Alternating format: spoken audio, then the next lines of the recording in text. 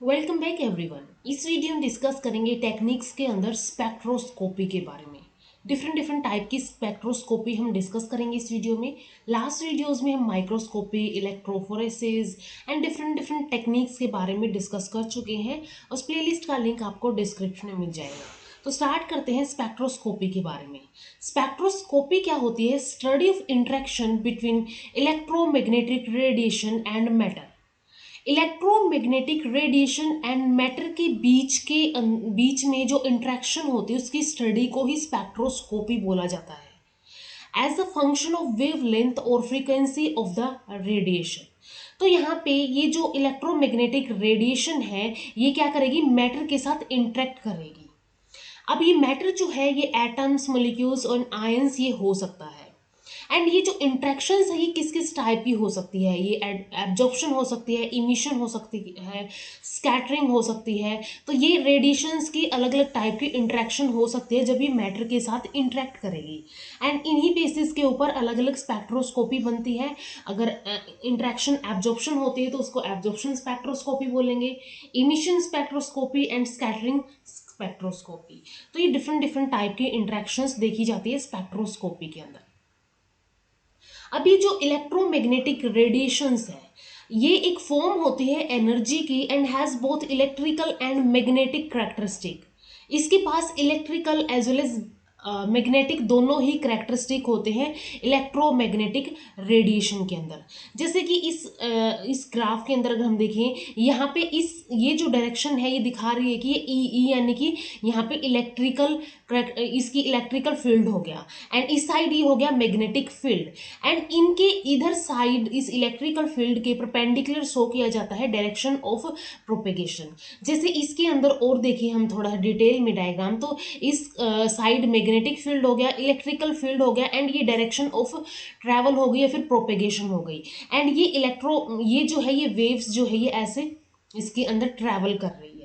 तो ये electromagnetic radiation होती है जिसके अंदर electrical as well as magnetic दोनों ही टाइप के करैक्टरिस्टिक पाए जाते हैं एंड ये एक एनर्जी की ही फॉर्म होती है।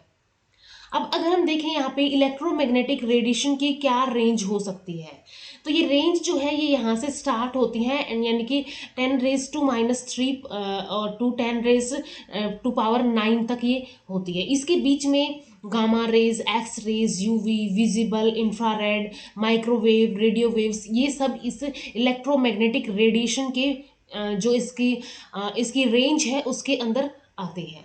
अब इधर साइड अगर हम देखें तो यहाँ पे क्या होता है? हाइयर वेव नंबर होता है, इस साइड लोअर वेव नंबर होता है, higher frequency and higher energy यहाँ पे होती है। एंड इस साइड क्या होती है? Lower frequency and lower energy होती है। बस यहाँ पे क्या होती है? शॉर्टर वेवलेंथ होती है। ये जो इस साइड वाली जो रेज है इनके अंदर क्या होगी? शॉर्टर वेवलेंथ होगी। एंड यहाँ यानी कि माइक्रोवेव, रेडियो वेव इनके अंदर कैसी होगी? लॉन्गर वेवलेंथ नजर आएगी। तो ये रेंज होती है इलेक्ट्रोमैग्नेटिक रेडिएशन की। ठीक है, एक साइड यहाँ पे हायर वेव नंबर है तो दूसरी side microwave and radio waves की तरफ लोअर वेव नंबर मिलेगा। एंड इधर साइड शॉर्टर वेवलेंथ है यानी गामा रेज, एक्स रेज की and microwaves and radio waves की लॉन्गर वेवलेंथ होती है। इलेक्ट्रोमैग्नेटिक रेडिएशन के अंदर ठीक है इसके पास क्या होते हैं? मैग्नेटिक एंड इलेक्ट्रिकल कैरेक्टरिस्टिक होते हैं। इसके अलावा भी इसके अंदर बहुत सारी फंडामेंटल प्रॉपर्टीज जैसे कि इसकी velocity, amplitude, frequency, energy and polarisation ये इसके अंदर फंडामेंटल प्रॉपर्टीज पाई जाती है इलेक्ट्रोमैग्नेटिक रेडिएशन के अंदर। फ्रीक्वेंसी क्या होगी यहाँ पे यानी कि new is the number of wave cycle that pass through a point in 1 second and ये हैजार्ड के अंदर मेजर की जाती है। ठीक है, वेव साइकिल के अंदर ये नंबर ऑफ वेव साइकिल होती है that pass through a point in 1 second. जैसे कि यहाँ से ऐसे ये वेव्स जो है ये गुजर रही थी तो ये 1 सेकेंड के अंदर कितना एक पॉइंट से गुजरती है तो उसको उसकी फ्रीक्वेंसी बोला जाता है। इसके बाद वेवलेंथ होती है लैम्डा। लैम्डा जिसको बोला जाता है is the length of the one complete wave cycle. एक कंप्लीट वेव साइकिल जैसे यहाँ से चलिए यहाँ तक वो खत्म हो जाएगी तो एक कंप्लीट वेव साइकिल को यहाँ पे उसकी वेवलेंथ बोला जाता है, उस लेंथ को। ठीक है, ये जितनी लेंथ उसकी होगी उसको वेवलेंथ बोला जाता है जो कि सेंटीमीटर के अंदर मेजर की जाती है। एंड ये जो वेवलेंथ होती है ये फ्रीक्वेंसी के इनवर्सली प्रोपोर्शनल होती है, ठीक है। वेवलेंथ क्या होती है, वेवलेंथ यानी कि लैम्डा, ये क्या होता है, ये इनवर्सली प्रोपोर्शनल होता है फ्रीक्वेंसी की, ठीक है, फ्रीक्वेंसी के न्यू के इनवर्सली प्रोपोर्शनल होता है।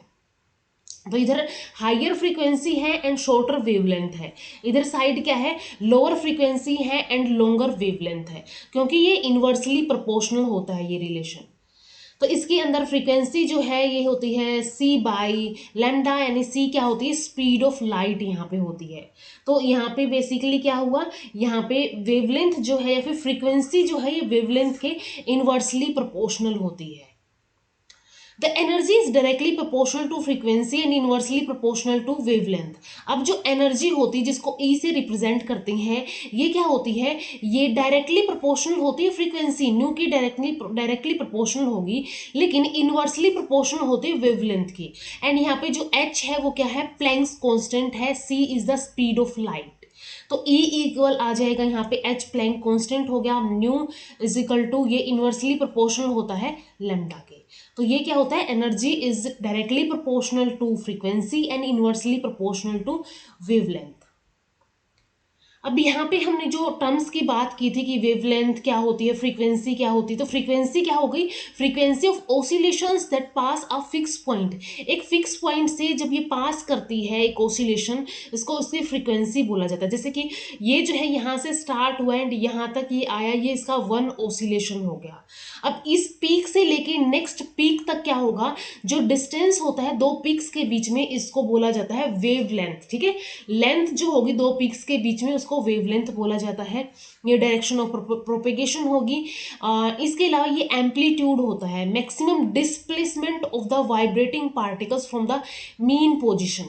मीन पोजीशन से ये कितना यहाँ पे डिस्प्लेस कर सकता है, इसको इसका एम्पलीट्यूड बोला जाता है। इसके बाद नेक्स्ट आता है स्पेक्ट्रोस्कोपी के अंदर, ठीक है। स्पेक्ट्रोस्कोपी के अंदर क्या है, इंटरेक्शन होती है मैटर एंड इलेक्ट्रोमैग्नेटिक रेडिएशन की। इलेक्ट्रोमैग्नेटिक रेडिएशन की हमने कुछ प्रॉपर्टीज की भी बात कर ली है। अब यहाँ पे नेक्स्ट आती है टाइप ऑफ स्पेक्ट्रोस्कोपी। अब स्पेक्ट्रोस्कोपी के अंदर ये जो इंसिडेंट लाइट है, इंसिडेंट लाइट जब मैटर से इंटरेक्ट करेगी तो ये कुछ तो इसका पार्ट है वो रिफ्लेक्ट हो जाएगा, कुछ पार्ट यहाँ पे एब्जॉर्ब कर लिया जाएगा, कुछ पार्ट यहाँ पे इसका इमिशन कर दिया जाएगा, कुछ का यहाँ पे ट्रांसमिशन एंड कुछ यहाँ पे स्कैटर हो जाएगा, ठीक है। तो ये जो इंसिडेंट लाइट है या फिर जो इलेक्ट्रोमैग्नेटिक रेडिएशन है वो जो मैटर से इंटरेक्ट करेगी, तो यहाँ पे absorption, emission, transmission and scattering हो सकती है एंड कुछ लाइट जो है कुछ पार्ट वो रिफ्लेक्ट हो जाएगा। तो सबसे फर्स्ट यहाँ पे आती है एब्जॉर्प्शन स्पेक्ट्रोस्कोपी। एब्जॉर्प्शन स्पेक्ट्रोस्कोपी के अंदर क्या होगा, यहाँ पे radiation absorb at various wavelength, ठीक है। रेडिएशंस यहाँ पे क्या की जाएगी, रेडिएशंस यहाँ पे एब्जॉर्ब की जाएंगी, वेरियस वेवलेंथ की रेडिएशंस यहाँ पे एब्जॉर्ब की जाएगी। अब यहाँ पे होता क्या है, जब एक बीम आता है, यहाँ पे बीम ऑफ EMR, ठीक है, इलेक्ट्रोमैग्नेटिक रेडिएशन का एक बीम आता है, ये पास करता है सैंपल से। जैसे हमने फर्स्ट ये देखा था कि ये सैंपल हो गया एंड ये बीम आया, ठीक है। तो जब ये EMR इलेक्ट्रोमैग्नेटिक रेडिएशन का एक बीम आएगा, ठीक है, ये क्या करेगा, सैंपल से गुजरेगा। Much of the radiation pass through the sample without a loss in intensity. अब इसमें से बहुत सारी रेडिएशन क्या करेगी, एज इट इज इसमें से पास हो जाएगी बिना किसी इंटेंसिटी के लॉस किए बिना, ठीक है। यानी कि इंटेंसिटी पहले यहाँ पे मेजर की जाएगी, फिर इसकी इंटेंसिटी यहाँ पे डिटेक्ट की जाएगी और देखा जाएगा कि कितनी इंटेंसिटी जो है यहाँ पे लॉस हुई है। तो यहाँ पे क्या होता है, विदाउट लॉस ऑफ इंटेंसिटी जो है ये सैंपल से EMR पास हो जाती है। हाउएवर एट सेलेक्टेड वेवलेंथ, अब ऐसा नहीं है कि वेरियस वेवलेंथ से गुजरता है, तो कुछ ऐसी सेलेक्टेड वेवलेंथ होती है the radiation intensity is attenuated.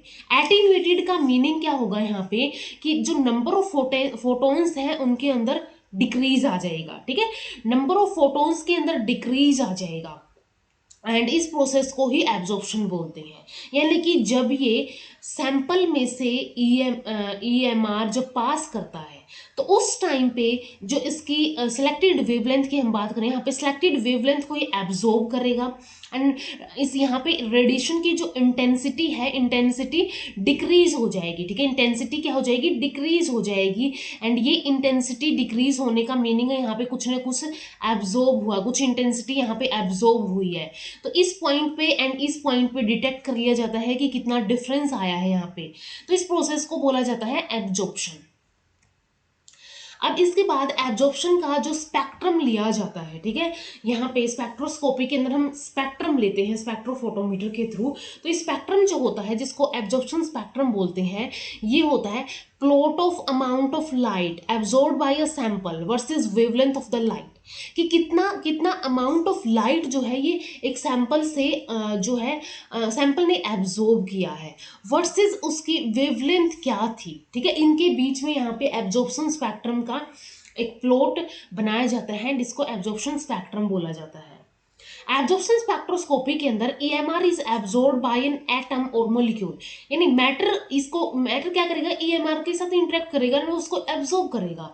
तो ये मैटर एटम एंड मॉलिक्यूल हो सकता है विच अंडरगो अ ट्रांजिशन, जो कि एक ट्रांजिशन के अंडरगो जाएगा from a lower energy state to a higher energy state. ठीक है, लोअर एनर्जी स्टेट से हायर एनर्जी स्टेट तक जाएगा। जैसे कि ये जो है हम बिल्कुल लोअर क्लासेस से पढ़ते आ रहे हैं केमिस्ट्री के अंदर, कि पहले ग्राउंड स्टेट होती है, देन एक्साइटेड स्टेट होती है, कि वो जो है यहाँ पे ग्राउंड स्टेट नीचे होती है, देन वो एक्साइट करता है जब इसके पास कुछ ना कुछ यहाँ पे एनर्जी जो है वो आ जाती है। तो ऐसा ही यहाँ पे क्या होता है, ये एक ट्रांजिशन के अंडर हो जाता है, एक लोअर एनर्जी स्टेट से हायर एनर्जी स्टेट तक। तो यहाँ पे ये जो एटम्स एंड मॉलिक्यूल्स क्या कर रहे हैं, इस EMR को यहाँ पे एब्जॉर्ब करते हैं एंड यहाँ पे जो एटम्स एंड मॉलिक्यूल्स हैं वो फिर क्या चले जाएंगे, एक एक्साइटेड स्टेट के अंदर, एक हायर एनर्जी स्टेट के अंदर चले जाएंगे। Absorption occurs only when the energy of radiation matches the difference in energy between two energy level। अब ये चीज यहाँ पे ध्यान रखनी है, एब्जॉर्प्शन ऐसा नहीं है कि इंटरेक्शन हुआ एंड जो है ये लोअर स्टेट से हायर एनर्जी स्टेट के अंदर चला गया एंड एब्जॉर्प्शन हो गया। एब्जॉर्प्शन तब होता है जब एनर्जी ऑफ रेडिएशन जो है, ये जो एनर्जी यहाँ पे आ रही है, इलेक्ट्रोमैग्नेटिक रेडिएशन का जो बीम है वो आ रहा है, वो मैच करता है जो दो लेवल की, यानी कि इस ग्राउंड स्टेट की या फिर लोअर स्टेट की एंड हायर स्टेट का जो डिफरेंस है इसके बीच का। ठीक है, एनर्जी का जो डिफरेंस है अगर ये मैच करता है तभी जाके यहाँ पे क्या होता है, एब्जॉर्प्शन होता है, अदरवाइज एब्जॉर्प्शन नहीं होगा। ठीक है, तो एब्जॉर्प्शन कब होगा, जब एनर्जी ऑफ रेडिएशन मैच करेगी एंड दो एनर्जी लेवल के डिफरेंस से, कि उनके बीच में का जो डिफरेंस है एनर्जी का वो लेवल अगर मैच कर गया है तो उसी कंडीशन के अंदर यहाँ पे क्या होगा, यहाँ पे एब्जॉर्प्शन होगा। अब इसके बाद नेक्स्ट आता है प्रिंसिपल ऑफ एब्जॉर्प्शन स्पेक्ट्रोस्कोपी, जो कि बहुत ही इंपॉर्टेंट है। प्रिंसिपल ऑफ एब्जॉर्प्शन स्पेक्ट्रोस्कोपी के अंदर जैसे कि सबसे पहले तो यही होता है कि कोई भी EMR बीम जो है, इलेक्ट्रोमैग्नेटिक रेडिएशन का बीम आया, सैंपल से टकराया, कुछ रिफ्लेक्ट हो गया, एब्जॉर्प्शन हो गया, ट्रांसमिशन हो गया, स्कैटरिंग हो गई। तो इसको जो है हम पढ़ते हैं बियर लैम्बर्ट लॉ के अकॉर्डिंग। ठीक है, बियर लैम्बर्ट लॉ के अकॉर्डिंग हम इसको पढ़ते हैं। तो बियर एंड लैम्बर्ट लॉ अलग अलग पढ़ेंगे एंड देन कंबाइन करके इनको पढ़ा जाता है। तो बियर लॉ और लैम्बर्ट लॉ के अंदर क्या है, सबसे फर्स्ट लैम्बर्ट लॉ क्या होगा, तो लैम्बर्ट लॉ के अंदर क्या होगा, जब मोनोक्रोमेटिक लाइट, मोनोक्रोमेटिक का मीनिंग है अगर वे एक वेवलेंथ की लाइट आ रही है, मोनो मीन्स सेम, ठीक है, सेम वेवलेंथ की लाइट अगर पास करती है थ्रू अ ट्रांसपेरेंट मीडियम, ये एक ट्रांसपेरेंट मीडियम लिया है, इसके थ्रू ये इंसिडेंट लाइट यहां से पास कर रही है, the intensity of the transmitted light. अब यहाँ पे जो इंटेंसिटी है, यहाँ पे इंटेंसिटी थी एंड यहाँ पे जो इंटेंसिटी है, ये ट्रांसमिटेड लाइट की ये क्या हो जाएगी, डिक्रीज हो जाएगी exponentially as the thickness of absorbing material increase। जैसे जैसे इसकी थिकनेस इंक्रीज होगी, थिकनेस जैसे जैसे इंक्रीज होगी, या फिर हम बोल सकते हैं लेंथ जितनी इंक्रीज होगी उतनी ही क्या होगी, उतनी ही जो इंटेंसिटी है ट्रांसमिटेड लाइट की वो भी क्या हो जाएगी, वो भी डिक्रीज हो जाएगी। तो डिटेक्ट कर सकते हैं हम यहाँ पे, पहले यहाँ पे ये डिटेक्ट की जाएगी एंड देन इस इंटेंसिटी को डिटेक्ट किया जाएगा एंड देन मेजर किया जाएगा, कंपेयर किया जाएगा कितनी यहाँ पे डिक्रीज हुई है। तो जब भी मोनोक्रोमेटिक लाइट किसी ट्रांसपेरेंट मीडियम से पास होती है तो जो इंटेंसिटी है ट्रांसमिटेड लाइट की वो एक्सपोनेंशियली डिक्रीज होती रहती है जैसे जैसे लेंथ या फिर थिकनेस जो है उस एब्जॉर्बिंग मटेरियल की इंक्रीज होती है। इसके बाद सेकंड आता है बियर लॉ। बियर लॉ के according the intensity of transmitted monochromatic light decrease exponentially. अब ये जो इंटेंसिटी जो यहाँ से आई थी, तो यहाँ पे जो ट्रांसमिटेड मोनोक्रोमेटिक लाइट की जो इंटेंसिटी है वो क्या होगी, डिक्रीज होगी exponentially as the concentration of the absorbing substance increase. जैसे जैसे कंसंट्रेशन इस एब्जॉर्बिंग सब्सटेंस की इंक्रीज होगी, तो फर्स्ट हमने देखा अगर लेंथ इंक्रीज होती है तो भी यहाँ पे क्या होगी, तो भी इंटेंसिटी डिक्रीज होगी, इंटेंसिटी क्या होगी, डिक्रीज होगी। अगर यहाँ पे कंसंट्रेशन इंक्रीज होती है एब्जॉर्बिंग सब्सटेंस की, उस कंडीशन के अंदर भी इंटेंसिटी डिक्रीज होगी। तो ये होते हैं बियर लैम्बर्ट लॉ। अब इन दोनों को कलेक्टिवली मैथमेटिकली एक्सप्रेस किया जाता है। The relationship between concentration and length, ये हमने देख लिया कि कंसंट्रेशन एंड लेंथ जब इंक्रीज होती है इंटेंसिटी डिक्रीज होती है, तो यहाँ पे ट्रांसमिटेड लाइट की इंटेंसिटी डिक्रीज होगी। The relationship between concentration and length of the light path and the light absorb by the particular substance is expressed mathematically. ठीक है, इसको मैथमेटिकली कैसे एक्सप्रेस कर सकते हैं इस रिलेशन को, कंसंट्रेशन एंड लेंथ के रिलेशन को। तो इसके अंदर जो एब्जॉर्बेंस होती है वो इक्वल होती है log I naught upon I. I हमने मान लिया कि इनिशियल थी एंड ये ट्रांसमिटेड लाइट की इंटेंसिटी है, is equal to epsilon C L. C यहाँ पे क्या है, concentration of the absorbing material in the sample. L is the path length है जो कि सेंटीमीटर में मेजर किया जाता है। Epsilon is the extension coefficient या फिर इसको एब्जॉर्प्शन कोफिशिएंट बोला जाता है। A is the absorbance, I naught is the intensity of incident light and I is the intensity of light transmitted through the sample। ठीक है, A absorption हो गई, log I naught यानी कि ये इंसिडेंट की इंटेंसिटी है, ये ट्रांसमिटेड की इंटेंसिटी है, एंड एप्सिलॉन यानी कि एक्सटेंशन या फिर एब्जॉर्प्शन कोफिशिएंट होता है। C is the concentration of the absorbing material, L is the length, path length हो गई। तो इसको मैथमेटिकली जो है ऐसे एक्सप्रेस किया जाता है बियर लैम्बर्ट लॉ को। अब इसके बाद एब्जॉर्प्शन स्पेक्ट्रोस्कोपी अलग अलग मटेरियल के साथ इंटरेक्ट करती है या फिर अलग अलग टाइप की यहाँ पे इंटरेक्शन शो करती है, उसके बेसिस पे ये X ray spectroscopy, UV visible spectroscopy and infrared spectroscopy हो सकती है। ठीक है, X ray, UV and infrared spectroscopy हो सकती है, जो कि हम थोड़ी देर जो है अपकमिंग स्लाइड्स के अंदर इसको डिस्कस करेंगे। इसके बाद नेक्स्ट आता है major type of absorption spectroscopy क्या हो सकती है, जो कि ये है यहाँ पे regions of electromagnetic spectrum and ये स्पेक्ट्रोस्कोपिक टाइप है कि कौन सा टाइप का स्पेक्ट्रोस्कोपी शो किया जाएगा। तो जो रीजन है इलेक्ट्रोमैग्नेटिक स्पेक्ट्रम का, अगर वो एक्सरे है तो एक्सरे स्पेक्ट्रोस्कोपी होगी, यूवी विजिबल है तो यानी अल्ट्रा वायलेट विजिबल है तो यूवी विजिबल स्पेक्ट्रोस्कोपी होगी, इंफ्रारेड है तो इंफ्रारेड स्पेक्ट्रोस्कोपी होगी, रमन स्पेक्ट्रोस्कोपी होगी, माइक्रोवेव है तो माइक्रोवेव स्पेक्ट्रोस्कोपी होगी, रेडियो वेव है तो इलेक्ट्रॉन स्पिन रेजोनेंस स्पेक्ट्रोस्कोपी या तो न्यूक्लियर मैग्नेटिक रेजोनेंस स्पेक्ट्रोस्कोपी होगी। इसके अलावा रीजन ऑफ स्पेक्ट्रम ये यहाँ पे दिए हुए हैं एंड ये टाइप ऑफ एनर्जी ट्रांजिशन कैसा होगा। तो एक्सरेज के अंदर आयोनाइजेशन होता है, यूवी रेडिएशंस के अंदर आयोनाइजेशन एंड इलेक्ट्रॉनिक ट्रांजिशन होते हैं, विजिबल रेडिएशन के अंदर इलेक्ट्रॉनिक ट्रांजिशन होते हैं, इंफ्रा रेडिएशन के अंदर एंड माइक्रोवेव्स के अंदर वाइब्रेशंस या रोटेशन होती है, मोलिकुलर वाइब्रेशन होती है, यहाँ पे मोलिकुलर रोटेशन होती है, रेडियो वेव्स के अंदर न्यूक्लियर स्पिन होती है, in case of nuclear magnetic resonance, ठीक है, जिसको NMR बोला जाता है, NMR spectroscopy, and electronic spin in case of electron spin resonance. ठीक है, तो ये अलग अलग टाइप के न्यूक्लियर स्पिन होते हैं यहाँ पे। एंड इलेक्ट्रॉनिक स्पिन होते हैं रेडियो वेव्स के रीजन में।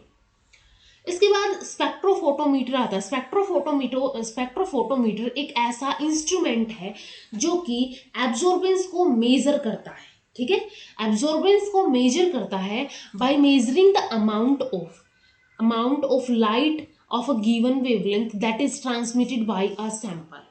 कैसे मेजर करता है कि अमाउंट ऑफ लाइट जो है एक गिवन वेवलेंथ की वो एक सैंपल से जब ट्रांसमिट करती है तो उससे एब्जॉर्बेंस मेजर की जाती है स्पेक्ट्रोफोटोमीटर के through. It is measure the intensity of light passing through a sample solution in A cuvette. Cuvette क्या होता है, एक छोटा सा, जैसे कि हमने इन के अंदर देखा था, ये जो है ये इसको ही क्यूवेट बोलते हैं, ठीक है, ट्यूब लाइक ये एक वेसल होता है ग्लास का। तो ये क्यूवेट के अंदर जो है स्पेक्ट्रोफोटोमीटर के अंदर क्यूवेट यूज किया जाता है। तो it measures the intensity of light passing through a sample, जैसे कि ये क्यूवेट हो गई एंड लाइट यहाँ से पास कर रही है। तो यहाँ पे क्या किया जाता है, इंटेंसिटी जो है पासिंग लाइट की इस सैंपल से क्यूवेट के अंदर पास होके जाएगी, इसको मेजर किया जाता है and compares it to the intensity of the light before it passes through the sample.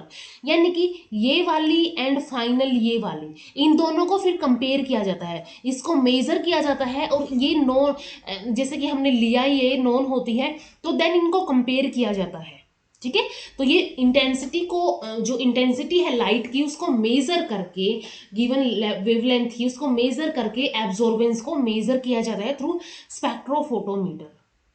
ये होता है स्पेक्ट्रोफोटोमीटर के अंदर। तो ये लाइट सोर्स था, व्हाइट लाइट आई, ये मोनोक्रोमेटर होता है ताकि मोनोक्रोमेटिक लाइट यहाँ से गुजरे। इसके बाद यहाँ पे हमने क्या किया, एक यहाँ पे मोनोक्रोमेटिक लाइट की जो इंटेंसिटी है वो मेजर कर ली एंड फिर इसको सैंपल से क्या करवाया, पास करवाया एंड देन इंटेंसिटी यहाँ पे मेजर कर ली एंड देन डिटेक्ट किया यहाँ पे, ठीक है। तो यहाँ पे ये इंटेंसिटी को फिर क्या किया, दोनों इंटेंसिटी को कंपेयर करके देखा जाता है यहाँ पे कि कितना यहाँ पे डिफरेंस आया है एंड इसके बेस पे फिर क्या बताया जाता है, एब्जॉर्बेंस बताई जाती है स्पेक्ट्रोफोटोमीटर के अंदर। इसके बाद सेकेंड टाइप की हमने देखा था कि जब इलेक्ट्रोमैग्नेटिक रेडिएशन मैटर के साथ इंटरेक्ट करती थी, या तो वो एब्जॉर्ब होती है या तो वो इमिशन स्पेक्ट्रोस्कोपी होती है, यानी इमिशन शो करती है तो वो स्कैटर हो जाती है। तो जो इमिशन शो करती है उसको इमिशन स्पेक्ट्रोस्कोपी बोलते हैं। तो सबसे पहले हमने देखा था जब यहाँ से एक बीम आया था लाइट का ग्राउंड स्टेट से या फिर एक लो एनर्जी लेवल से एक हाई एनर्जी लेवल तक, इसने क्या किया था, इसको एक्साइट कर दिया था। अब इसके बाद यानी कि एब्जॉर्प्शन हुई थी यहाँ पे, जब अपकमिंग ये जो लाइट आई है एंड इनके बीच का जो एनर्जी डिफरेंस है वो सेम होता है, तब ये एब्जॉर्बेंस शो होता है। अभी एब्जॉर्ब होके ये जो है यहाँ पे पहुंच गया, वापस भी तो आएगा। तो ये जब वापस आता है यहाँ पे एक्साइटेड स्टेट से ग्राउंड स्टेट पे जब ये आता है तो इस कंडीशन में एनर्जी है या तो ये हीट की फॉर्म में या तो ये लाइट की फॉर्म में रिलीज होती है। एनर्जी जो है, इमिशन का मीनिंग है इमिट करना, तो ये एनर्जी इमिट होगी या तो हीट की फॉर्म में या तो ये लाइट की फॉर्म में। हीट की फॉर्म में होगी तो इसको नॉन रेडिएटिव ट्रांजिशन बोलेंगे, अगर ये लाइट की फॉर्म में होगी तो इसको रेडिएटिव ट्रांजिशन बोलेंगे, ठीक है। एनर्जी जो है हीट एंड लाइट की फॉर्म में यहाँ पे इमिट हो सकती है, तो हीट की फॉर्म में लॉस होगी, नॉन रेडिएटिव ट्रांजिशन बोला जाएगा एंड लाइट की फॉर्म में होगी तो उसको रेडिएटिव ट्रांजिशन बोला जाएगा। अब जैसे हमने देखा था एब्जॉर्प्शन होता है, ठीक है, एब्जॉर्प्शन हमने देख लिया। देन इमिशन होता है। इमिशन क्या होता है, रिलीज ऑफ एक्साइटेड एनर्जी। ये जो एक्साइटेड एनर्जी है इसका ही रिलीज होना ही इमिशन कहलाता है। अभी एक्साइटेड एनर्जी हीट की फॉर्म में यहाँ पे रिलीज हो या तो ये लाइट की फॉर्म में रिलीज हो। अब इसके बाद अगर एब्जॉर्प्शन के बाद इमिशन होता है, एब्जॉर्प्शन फॉलो करता है इमिशन को, तो इस प्रोसेस को फोटोल्यूमिनेसेंस बोला जाता है, ठीक है, फोटोल्यूमिनेसेंस बोला जाता है। एंड फोटोल्यूमिनेसेंस फ्लूरोसेंस हो सकता है या फिर फोस्फोरिसेंस हो सकता है, ठीक है, दो टाइप का हो सकता है, फ्लूरोसेंस या फिर फोस्फोरिसेंस। इसके बाद नेक्स्ट आती है इमिशन स्पेक्ट्रम जो होगा, ठीक है। इमिशन स्पेक्ट्रोस्कोपी से जो इमिशन स्पेक्ट्रा हम बनाएंगे तो ये ग्राफ होता है इमिशन इंटेंसिटी वर्सेस वेवलेंथ का, ठीक है, वेवलेंथ एंड इमिशन इंटेंसिटी का, इन दोनों के बीच में जो ग्राफ बनेगा वो इमिशन स्पेक्ट्रा हमें गिव राइज करेगा या फिर इमिशन स्पेक्ट्रम हमें गिव राइज करेगा। तो emission spectroscopy examine the wavelength of the light. अब ये क्या करता है, जैसे कि हमने देखा था एब्जॉर्प्शन स्पेक्ट्रोस्कोपी के अंदर जो इंटेंसिटी है वो मेजर एग्जाम इंटेंसिटी के बेसिस पे एब्जॉर्प्शन बताई जाती है। यहाँ पे क्या होता है, यहाँ पे एग्जामाइन की जाती है वेवलेंथ ऑफ द लाइट, ठीक है, wavelength of the light emitted by atoms and molecules during their transition from an excited state to the lower energy state. ठीक है, ये जो वेवलेंथ है लाइट जो इमिट होती है उसकी जो वेवलेंथ है वो कहाँ से इमिट हो रही है, एक हायर एनर्जी स्टेट से हो रही है। तो जब ये हायर एनर्जी स्टेट से होगी, ये लोअर एनर्जी स्टेट थी, हायर एनर्जी स्टेट से होगी, तो ये क्या होगी, in during the transition from an excited state to lower state. तो ये जो वेवलेंथ है यहाँ पे इसको एग्जामाइन किया जाता है इमिटेड लाइट की, एंड यही क्या होता है, इमिशन स्पेक्ट्रोस्कोपी होता है।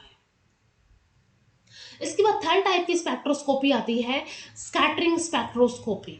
ठीक है, स्कैटरिंग स्पेक्ट्रोस्कोपी के अंदर क्या होगा, जब लाइट मैटर के साथ इंटरेक्ट करती है, लाइट में बी एब्जॉर्ब्ड, स्कैटर और may to be interact with the matter and pass straight through it. हमने ये देख लिया कि या तो वो एब्जॉर्ब करती है, या तो वो क्या करती है, या तो वो इमिट होती है, या तो ये स्कैटर हो सकती है, या तो ये may not interact with the matter and pass straight through it, कि मैटर से इंटरेक्ट ही ना करे, ये सीधी क्या हो जाए, स्ट्रेट यहाँ से पास कर जाए। तो स्कैटरिंग एक फिजिकल प्रोसेस होती है that causes light to deviate its straight direction. Light जो है एक स्ट्रेट डायरेक्शन के अंदर आ रही थी, ठीक है, लेकिन यहाँ पे ये अपना पाथ से डेविएट हो जाएगी, उससे मुड़ जाएगी, बेंट हो जाएगी।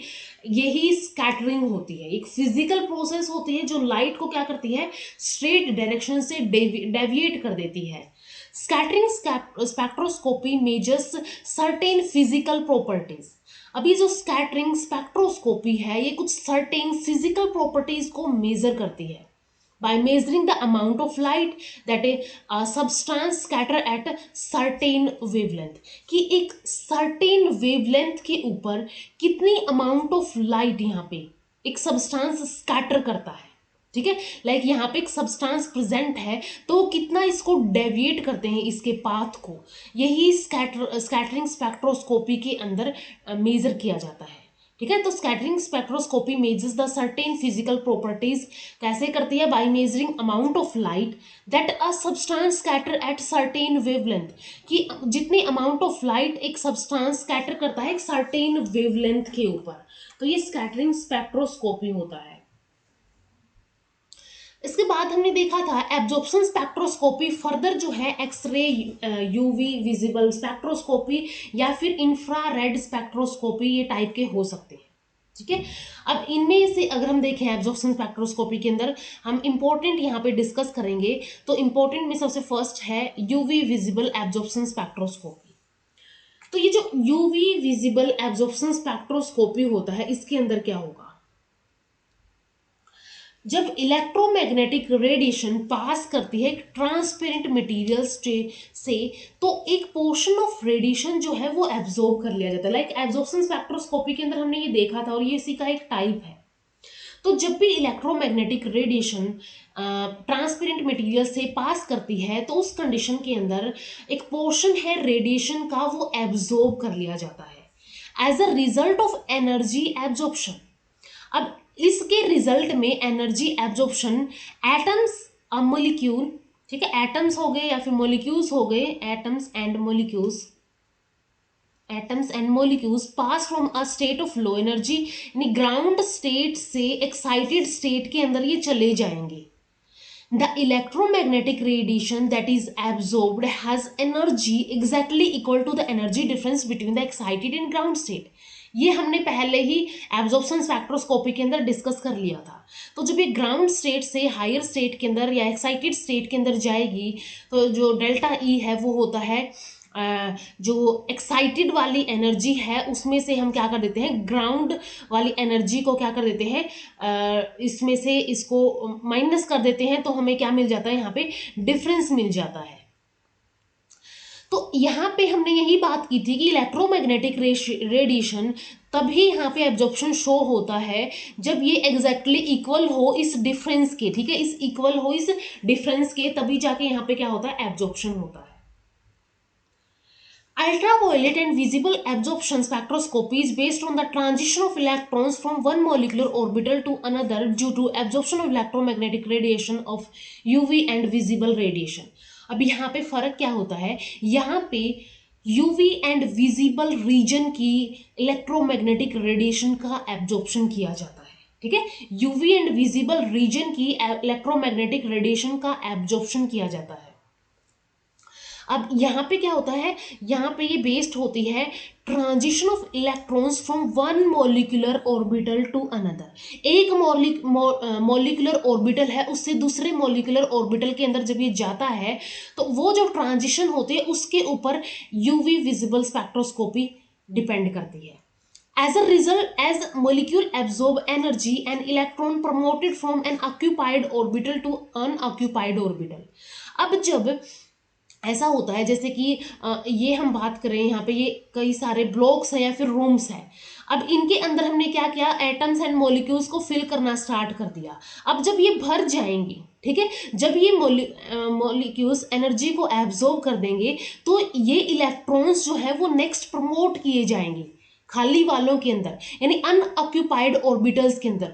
ऑक्यूपाइड ऑर्बिटल्स से अनऑक्यूपाइड ऑर्बिटल्स के अंदर ये क्या किए जाएंगे, ये प्रमोट किए जाएंगे of greater potential energy. Generally the transition of electrons occurs from the highest occupied molecular orbital, जिनको बोला जाता है HOMO, to a lowest unoccupied molecular orbital, जिनको बोला जाता है LUMO, lower unoccupied molecular orbital.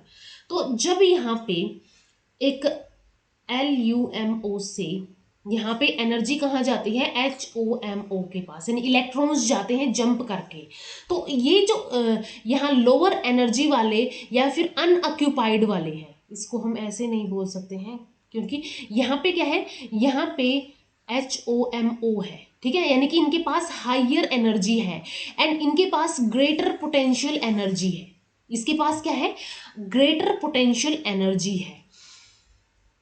अब ये हायर एनर्जी वाला अब क्या करेगा, ये हायर एनर्जी वाला ये भेजेगा LUMO के पास, यानी लोअर अनऑक्यूपाइड मॉलिक्यूलर ऑर्बिटल्स के पास ये भेजेगा। तो ये ट्रांजिशन होती है इलेक्ट्रॉन्स की, ये यहाँ से हायर एनर्जी वाले और ऑक्यूपाइड मॉलिक्यूलर ऑर्बिटल्स से ये चले जाएंगे लोअर अनऑक्यूपाइड मॉलिक्यूलर ऑर्बिटल्स के पास। तो सबसे पहले तो यहाँ पे क्या होता है, यूवी विजिबल स्पेक्ट्रोस्कोपी, जो ट्रांजिशन होती है इलेक्ट्रॉन्स की from one molecular orbital to next molecular या फिर अनदर मॉलिक्यूलर ऑर्बिटल, तो इसके ऊपर बेस करती है। सेकेंड, यहाँ पे क्या होता है, इलेक्ट्रोमैग्नेटिक रेडिएशन जो है यूवी एंड विजिबल रीजन की, वो एब्जॉर्ब की जाती है। इसी वजह से यहाँ पे क्या होता है, ट्रांजिशन होती है इलेक्ट्रॉन्स की from one molecular orbital to another molecular orbital. इसके बाद जब मॉलिक्यूल्स एनर्जी को एब्जॉर्ब कर देते हैं, ठीक है, जब मॉलिक्यूल्स एनर्जी को एब्जॉर्ब कर लेंगे तो उस कंडीशन के अंदर क्या होगा, वो एक अनऑक्यूपाइड ऑर्बिटल को प्रमोट कर देंगे, ठीक है, अनऑक्यूपाइड ऑर्बिटल्स को ये प्रमोट कर देंगे। जैसे कि यहाँ पे अगर हम देखें, ये जो है नीचे वाले ये ऑक्यूपाइड लेवल्स है एंड ये अनऑक्यूपाइड लेवल्स है। तो ये क्या कर रहे हैं, यहाँ से ये क्या कर रहे हैं, यहाँ तक ये अपने इलेक्ट्रॉन्स को भेज रहे हैं। तो यहाँ पे क्या होता है, यानी कि एक मॉलिक्यूलर ऑर्बिटल से नेक्स्ट मॉलिक्यूलर ऑर्बिटल के पास ये जा रही है। एंड ट्रांजिशन जो इलेक्ट्रॉन्स की है वो होती है होमो टू लूमो, ठीक है, ये क्या होती है, HOMO टू LUMO, यानी कि highest occupied molecular orbital to unoccupied molecular orbitals तक। यहाँ पे भी अगर हम देखें, ये बॉन्डिंग है, यहाँ पे ये नॉन बॉन्डिंग वाले होते हैं और ये दो एंटी बॉन्डिंग वाले होते हैं। तो यहाँ पे एनर्जी जो है वो ऐसे जा रही है, ठीक है। तो इस कंडीशन के अंदर अगर हम देखें, यहाँ पे N2, यहाँ पे सिग्मा स्टार यहाँ पे जाती है एनर्जी। तो ये जो है N2 सिग्मा स्टार इसको बोलेंगे, N2 ये पाई स्टार यहाँ पे जा रही है, इसको N2 पाई स्टार ट्रांजिशन बोलेंगे। नेक्स्ट यहाँ पे पाई टू पाई स्टार यहाँ पे गई है एंड नेक्स्ट है sigma two pi star and sigma two sigma star. तो ये अनऑक्यूपाइड लेवल से या फिर लोवेस्ट अनऑक्यूपाइड मॉलिक्यूलर ऑर्बिटल से हाईएस्ट अनऑक्यूपाइड मॉलिक्यूलर ऑर्बिटल्स तक ट्रांजिशन चल रही है इलेक्ट्रॉन्स की। जब इलेक्ट्रोमैग्नेटिक रेडिएशन पास करती है कंपाउंड से, the energy from the radiation is use to promote an electron from a bonding और non bonding orbital into one of the empty anti bonding orbital. अब जब energy bonding to non bonding जाएंगी and then ये anti bonding तक जाती है। जब electromagnetic radiation किसी कंपाउंड से गुजरती है, पास होती है, तो एनर्जी जो है फ्रॉम द रेडिएशन वो क्या करती है, जो रेडिएशन से जो इसने एनर्जी ली है वो एनर्जी यूज कर ली जाएगी इलेक्ट्रॉन्स को प्रमोट करने के लिए। इलेक्ट्रॉन्स की प्रमोशन होगी बॉन्डिंग और नॉन बॉन्डिंग टू बॉन्डिंग या फिर नॉन बॉन्डिंग टू कहाँ होगी, ये होगी एंटी बॉन्डिंग, यानी एम्प्टी एंटी बॉन्डिंग, ये खाली है यहाँ पे ऑर्बिटल्स तक। The energy gaps between these levels determine the wavelength of the electromagnetic radiation. अब यहाँ पे जो एनर्जी गैप आते हैं, ठीक है, जो एनर्जी गैप यहाँ पे क्रिएट होते हैं, यानी कि लोवेस्ट एनर्जी लेवल वाला था, एक हाईएस्ट एनर्जी लेवल वाला, तो ये एनर्जी गैप जो यहाँ पे क्रिएट होते हैं, ये लेवल डिटरमाइन करते हैं wavelength of the electromagnetic radiation absorb. ठीक है, जो वेवलेंथ है इलेक्ट्रोमैग्नेटिक रेडिएशन की वो कितनी एब्जॉर्ब हुई, and this gap will different in different compound, ये अलग अलग कंपाउंड के अंदर अलग अलग होंगे। The larger the gap between the energy level, the greater the energy required to promote the electron to a higher energy level। जैसे कि यहाँ पे अगर हम देखें इस कंडीशन के अंदर जो यहाँ पे पास होगा, ठीक है, इससे ये अगर यहाँ तक जाता है, इससे यहाँ तक जाता है, तो यहाँ पे क्या है, यहाँ पे कम एनर्जी लगेगी। लेकिन जब ये इस एक जो है बिल्कुल एक लोअर एनर्जी से जाके हायर एनर्जी तक जाता है, यानी ये जो गैप है वो ज़्यादा है। ठीक है, एनर्जी लेवल्स के बीच में जो गैप है वो ज़्यादा है, तो इस गैप को ज़्यादा होने की वजह से एनर्जी रिक्वायरमेंट भी ज़्यादा लगेगी इलेक्ट्रॉन्स को प्रमोट करने के लिए हायर एनर्जी लेवल तक, रिजल्टिंग इन लाइट और हायर फ्रीक्वेंसी। तो इसकी वजह से हायर फ्रीक्वेंसी होगी and therefore shorter wavelength being absorb. तो ये क्या होता है, हमें पहले देखा था कि फ्रीक्वेंसी जो है ये वेवलेंथ के, फ्रीक्वेंसी क्या होती है, वेवलेंथ के इन्वर्सली प्रोपोर्शनल होती है। ठीक है, वेवलेंथ की इन्वर्सली प्रोपोर्शनल होगी, तो अगर हायर फ्रीक्वेंसी यहाँ पे क्या की जा रही है, लग रही है, हायर एनर्जी लेवल है जिसकी वजह से हायर एनर्जी फ्रीक्वेंसी है, तो इस कंडीशन में क्या होगी, शॉर्टर वेवलेंथ एब्जॉर्ब की जाएगी। ठीक है, वेवलेंथ कैसी होगी, शॉर्टर वेवलेंथ एब्जॉर्ब की जाएगी। Molecules containing such functional groups and capable of absorbing UV and visible radiation are called chromophores। अब जो मॉलिक्यूल्स, ये मॉलिक्यूल्स के पास ऐसे कुछ फंक्शनल ग्रुप्स होते हैं एंड ये फंक्शनल ग्रुप्स क्या करते हैं, यूवी एंड विजिबल रेडिएशंस को एब्जॉर्ब करने के कैपेबल होते हैं एंड इनको बोला जाता है क्रोमोफोर्स। ठीक है, इनको क्रोमोफोर्स इनको बोला जाता है, क्रोमोफोर्स इनको बोला जाता है। क्रोमोफोर का ग्रीक वर्ड है ये, जिसका मीनिंग होता है टू बियर कलर। ठीक है, कलर बियर करता है ये। Molecules that show increasing degree of conjugation required less energy for excitation, as a result absorb radiation of longer wavelength। जैसे हमने अभी देखा था, जिनको ज़्यादा गैप होता है, जितना ज़्यादा गैप होगा उतनी ही ज़्यादा एनर्जी रिक्वायर्ड होगी, जितनी ज़्यादा एनर्जी रिक्वायर्ड होगी उतनी ही फ्रीक्वेंसी हाई होगी, एंड जितनी ज़्यादा हाई फ्रीक्वेंसी होगी वेवलेंथ उतनी ही कम होगी। ठीक है, यानी कम वेवलेंथ की लाइट एब्जॉर्ब की जाएगी। अब इसका उल्टा अगर हम देखें यहाँ पे, अगर यहाँ पे लेस एनर्जी रिक्वायर्ड है, यानी गैप कम है, लेस एनर्जी रिक्वायर्ड है, फ्रीक्वेंसी कम होगी, जिसके रिजल्ट में वेवलेंथ कैसी होगी, लॉन्गर वेवलेंथ होगी। यहाँ पे शॉर्टर वेवलेंथ है, यहाँ पे लॉन्गर वेवलेंथ हो जाएगी। Molecules that contain conjugated system, ठीक है, अब जिन मॉलिक्यूल्स के पास कंजुगेटेड सिस्टम प्रेजेंट होता है, that is alternating single and double bond वो कर सकते हैं, will have their electrons delocalized due to overlap of p orbitals in the double bond. तो अब यहाँ पे क्या होता है, जिन मॉलिक्यूल्स के पास कंजुगेटेड सिस्टम्स होते हैं उनके पास क्या होता है, सिंगल एंड डबल बॉन्ड्स को अल्टरनेट वो कर सकते हैं, एंड इनके पास इलेक्ट्रॉन्स जो है वो डीलोकलाइज्ड होते हैं, क्योंकि यहाँ पे जो p ऑर्बिटल्स हैं, ठीक है, p ऑर्बिटल्स क्या करते हैं, डबल बॉन्ड्स की p ऑर्बिटल्स ओवरलैप करते हैं डबल बॉन्ड्स के अंदर। as the amount of delocalization in the molecule increase, the energy gap between pi bonding orbitals and pi anti-bonding orbitals gets smaller, and therefore high of the lower energy and high longer the wavelength is absorbed. यहाँ पे क्या होगा, जितनी ज्यादा light यहाँ पे क्या हो जाएगी, लोअर हो जाएगी, एंड लॉन्गर यहाँ पे वेवलेंथ एब्जॉर्ब की जाएगी। यानी in amount of delocalised molecules की वजह से एनर्जी गैप जो है वो इंक्रीज हुआ है। तो पाई जो बॉन्डिंग ऑर्बिटल्स हैं, जो पाई एंटी बॉन्डिंग ऑर्बिटल्स है वो स्मॉलर हो जाते हैं, और इसकी वजह से एनर्जी लोअर डाउन कर जाते हैं। एनर्जी लोअर डाउन होगी तो फ्रीक्वेंसी भी कम होगी एंड लॉन्गर वेवलेंथ की लाइट एब्जॉर्ब की जाएगी। इसके बाद आईआर स्पेक्ट्रोस्कोपी, ठीक है, जो इंफ्रारेड स्पेक्ट्रोस्कोपी है। यूवी विजिबल के बाद सेकंड जो है आईआर स्पेक्ट्रोस्कोपी। तो infrared spectroscopy, the term infrared covers the range of electromagnetic spectrum between 1 metre to 100 micrometres तक की जो रेंज है वो इंफ्रारेड कवर करती है। इंफ्रारेड के अंदर फर्दर 3 रीजन होते हैं, near infrared, mid infrared and far infrared. अब हर एक फ्रीक्वेंसी जो है इंफ्रारेड रेडिएशन की, उसके पास एक स्पेसिफाइज्ड अमाउंट ऑफ एनर्जी होती है, ठीक है। Each frequency of the infrared radiation and उसके पास एक स्पेसिफाइड अमाउंट ऑफ एनर्जी पाई जाती है। इसके बाद नेक्स्ट आता है कि जो आईआर स्पेक्ट्रोस्कोपी, इंफ्रारेड स्पेक्ट्रोस्कोपी है, इसका फिजिकल बेसिस क्या है। आईआर स्पेक्ट्रोस्कोपी एक टाइप की वाइब्रेशनल स्पेक्ट्रोस्कोपी होती है, ठीक है, एक टाइप की वाइब्रेशनल स्पेक्ट्रोस्कोपी होती है।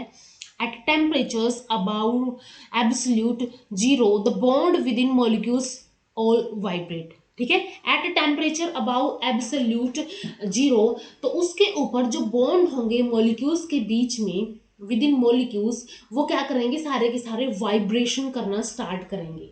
2 टाइप की वाइब्रेशन होती है या फिर बॉन्ड वाइब्रेशन होती है, स्ट्रेचिंग एंड बेंडिंग। स्ट्रेचिंग होती है एंड बेंडिंग होती है। Stretching vibration occur along the line of the chemical bond, whereas bending vibration is any vibration that does not occur along the line of the chemical bond। ये chemical bond के line में होगी, along the line होगी, and ये क्या होगी, ये नहीं होगी, ठीक है। केमिकल बॉन्ड के अलोंग द लाइन ये नहीं होगी, तो ये बैंडिंग वाइब्रेशन होती है। Different bands vibrate with characteristic frequency, ठीक है।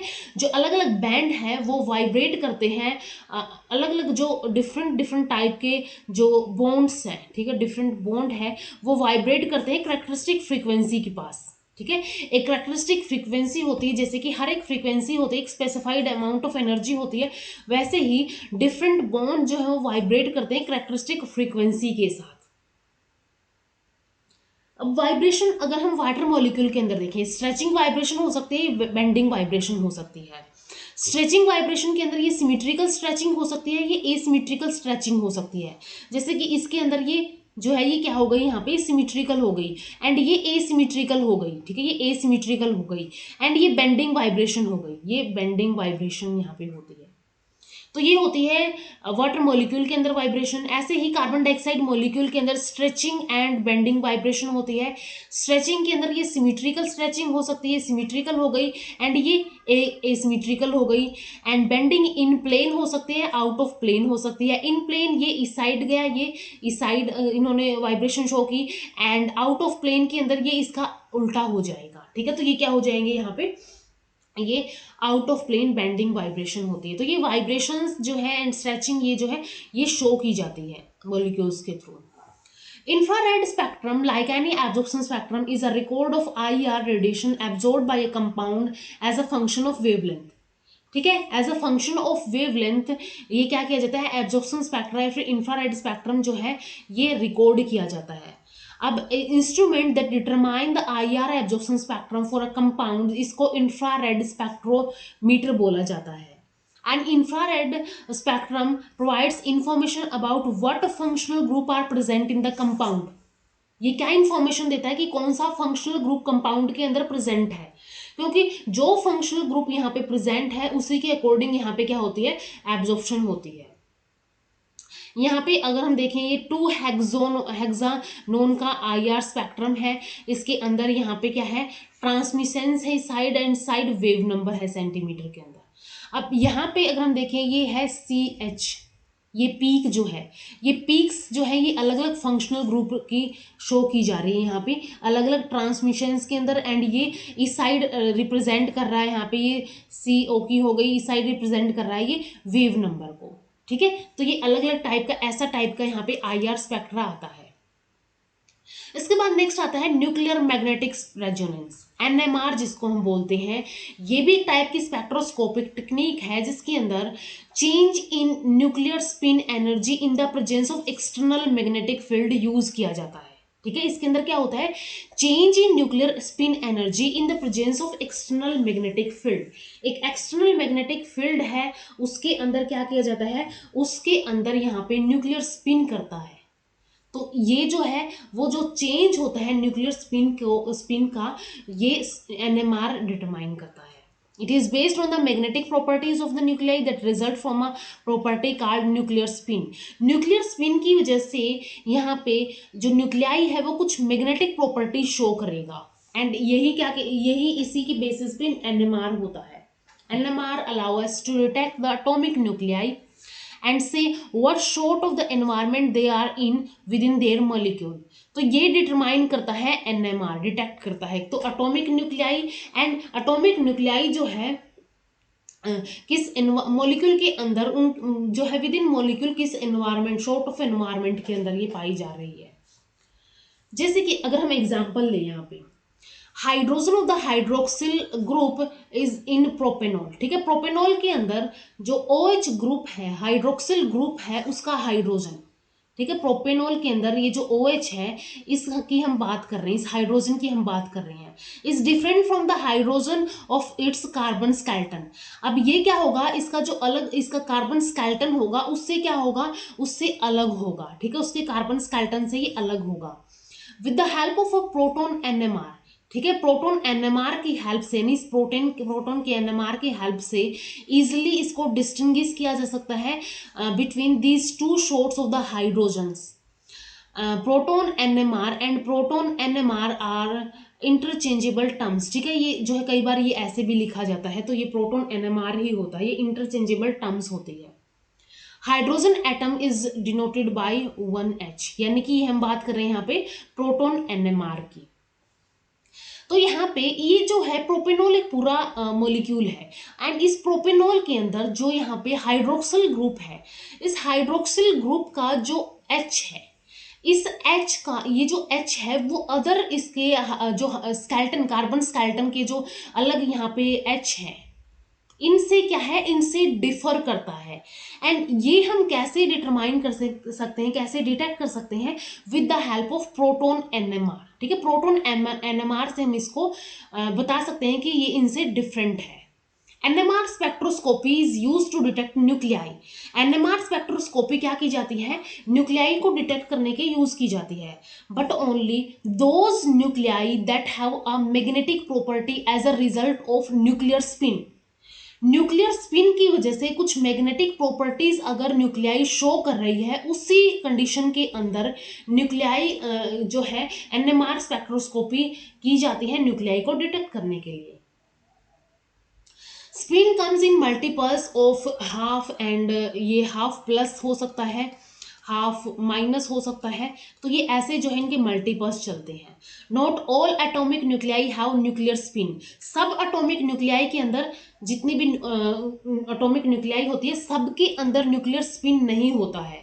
तो न्यूक्लियर स्पिन होगा तभी जाके हम उसका क्या कर सकते हैं, उसको NMR स्पेक्ट्रोस्कोपी उसकी कर सकते हैं। The rule for determining the net spin off nucleus, rules क्या क्या हैं अगर हमें नेट स्पिन को डिटरमाइन करना हो न्यूक्लियस की। तो सबसे फर्स्ट रूल है, if the number of neutrons and number of protons are both even. ठीक है, number of protons and number of neutrons दोनों के दोनों क्या हो, दोनों के दोनों इवन हो, then individual spin are paired and overall spin becomes zero, that is nuclei have no spin। तो यहाँ पे क्या होगा, अगर number of neutron and number of proton दोनों के दोनों इवन है तो उस कंडीशन के अंदर इंडिविजुअल स्पिन जो है वो पेयर्ड हो जाती है, ओवरऑल स्पिन जो है वो जीरो हो जाती है। तो इस कंडीशन के अंदर न्यूक्लियाई के अंदर कोई स्पिन नहीं होगी। सेकेंड रूल है यहाँ पे, if the number of neutrons and number of protons are both odd, अगर ये दोनों ओड हो, then the nucleus has an integer spin. तब न्यूक्लियस के अंदर इंटीजर स्पिन होगा, जैसे कि एक स्पिन हो गया, दो स्पिन हो गए, तीन स्पिन हो गए, and so on. If the third rule है, if the number of neutrons plus number of protons, ठीक है, न्यूट्रॉन्स एंड प्रोटॉन्स का जो नंबर है वो ओड हो, अगर दोनों का नंबर ओड हो, then the nucleus has a half integral spin. जैसे कि यहाँ पे क्या हो सकता है, हाफ इंटीग्रल स्पिन में ये हाफ हो गया, 3/2 हो गया, 5/2 हो गया, तो ऐसे टाइप के integer spin, half integer spin यहाँ पे नजर आते हैं। तो अगर number of protons and number of neutrons even हो तो कोई स्पिन नहीं होगा। अगर number of protons and number of neutrons दोनों के दोनों ओड हो तो जो न्यूक्लियस है वो क्या करेगा, इंटीजर स्पिन शो करेगा, यानी कि 1 2 3 ऐसे स्पिन शो करेगा। एंड अगर number of neutron and plus number of protons odd है तो न्यूक्लियस क्या कर रहा है, हाफ इंटीजर स्पिन, यानी कि जैसे कि 1/2, 2/3 एंड 3/2 या फिर 5/2 ऐसे टाइप की स्पिन जो है ये शो करता है। इसके बाद आता है next, physical basis of NMR. ठीक है, न्यूक्लियर मैग्नेटिक रेजोनेंस का फिजिकल बेसिस की अगर हम बात करें तो ये बेस्ड होती है magnetic properties of the nuclei की, that result from a property called nuclear spin. Nuclear spin होगा, ठीक है, न्यूक्लियर स्पिन हमने देख लिया कि कब हो सकता है, न्यूक्लियर स्पिन की वजह से यहाँ पे क्या होगी, मैग्नेटिक प्रॉपर्टीज आएंगी, यानी उन मैग्नेटिक प्रॉपर्टीज के ऊपर बेस ही एनएमआर स्पेक्ट्रोस्कोपी होती है। All nucleus with spin act like a tiny magnet. अब जो न्यूक्लियस स्पिन कर रहे हैं वो टाइनी मैग्नेट, एक छोटे मैग्नेट की तरह एक्ट करते हैं। We can compare the behavior of a nucleus acting like a tiny magnet with a magnetic compass placed in an external magnetic field. जैसे कंपास होती है उसको एक हम एक्सटर्नल मैग्नेटिक फील्ड के अंदर रखते हैं, एंड उस कंपास के अंदर क्या होता है, उस कंपास के अंदर ऐसे नीडल्स होती है जो कि नॉर्थ एंड साउथ ऐसे लाई करती है। तो इस नीडल को हमने, इस कंपास को हमने क्या किया, इस कंपास को एक एक्सटर्नल मैग्नेटिक फील्ड के अंदर, एक्सटर्नल मैग्नेटिक फील्ड के अंदर रख दिया है।